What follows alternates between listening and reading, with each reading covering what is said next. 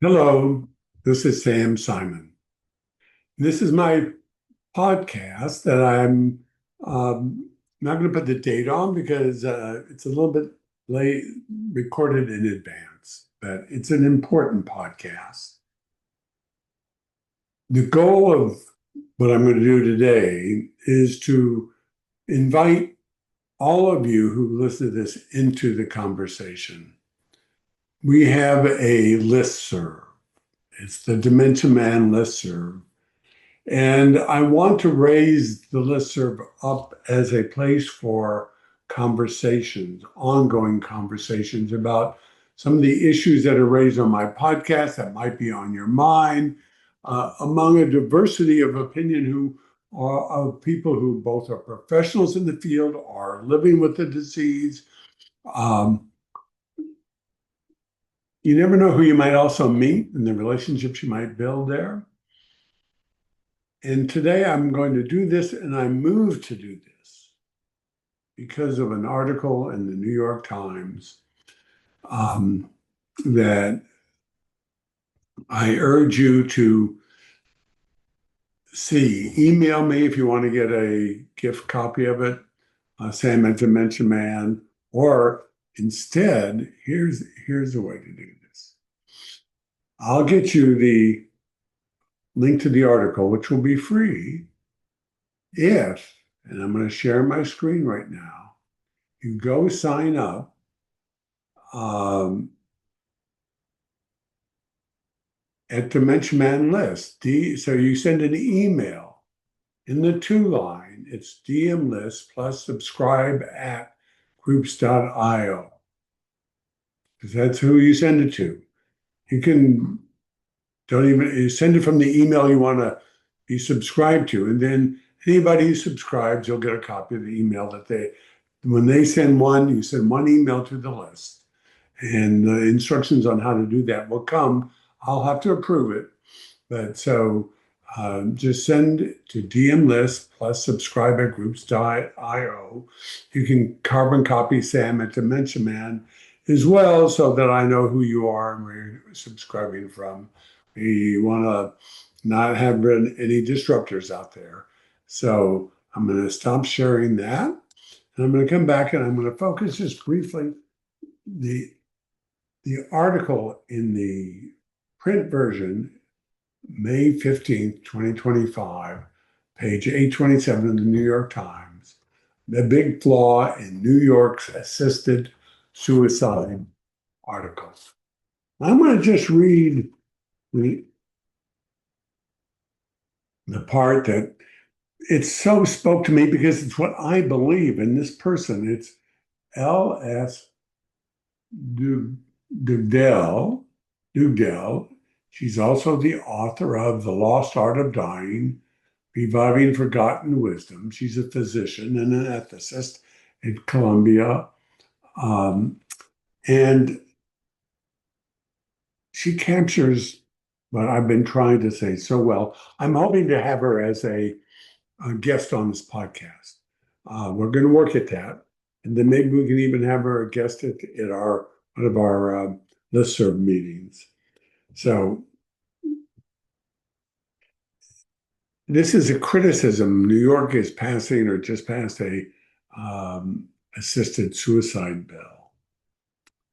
And I'm going to just read it, maybe a minute, but please listen.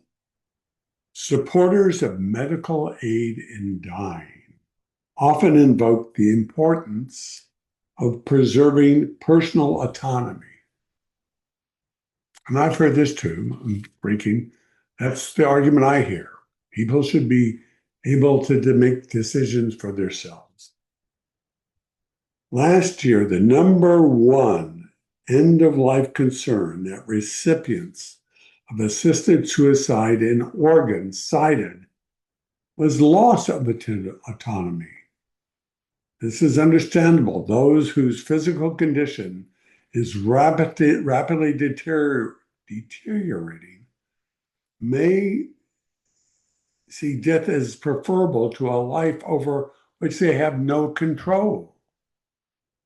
But lack of autonomy is not unique to end of life situations. It is often everyday reality for the disabled and the poor, and I'll add those of us with Alzheimer's. We don't want to offer people assisted suicide just for any loss of autonomy. That's what she's saying.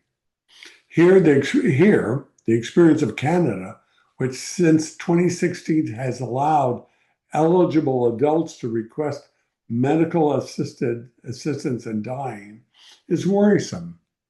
In 2023, 432 Canadians who received assisted suicide said they required but did not receive disability support services. So they would have stayed alive, or they may well have done so if they had support to live with your disability.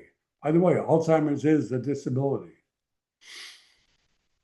I continue. More disturbing still, nearly half of the non-terminal patients who received assisted suicide did so at least in part because of loneliness.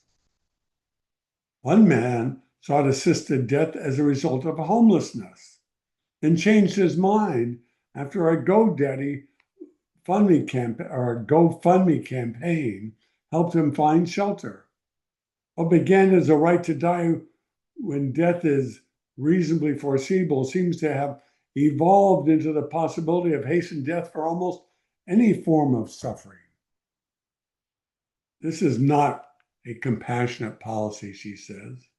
Not in Canada, not in Oregon, nor should a bill become law in New York. Instead of investing in support for the lonely, the depressed, the disabled, and the poor, we offer them a prescription for death?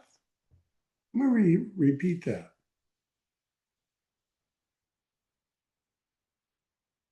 This is not a compassionate policy. Not in Canada, not in Oregon, and not should the bill become law in New York. Instead of investing in support for the lonely, the depressed, the disabled, and the poor, we offer them a prescription for death. No, I'm sorry, that's my opinion. We call it autonomy, but it's abandonment. We call it autonomy, but it's abandonment. The art of dying well cannot be severed from the art of living well. I love this. The art of dying well cannot be severed from the art of living well. And that includes caring for one another, especially when it is hard, inconvenient, or costly. It is not enough to offer the dying control. We must offer them dignity, not by affirming their despair, but by affirming their worth. Even when they are suffering, even when they are vulnerable, even when they are, in worldly terms, a burden. Thank you so much. I hope we get connected, and I hope those listening will check out her book. Again, I'm going to share my screen. Please subscribe to the Dementia Man listserv so that we can have a robust and meaningful conversation about this really important issue and create a core of people who stand for living with dignity and having lives with worth. Then, with that, see who might choose to end their own lives. Thank you very much.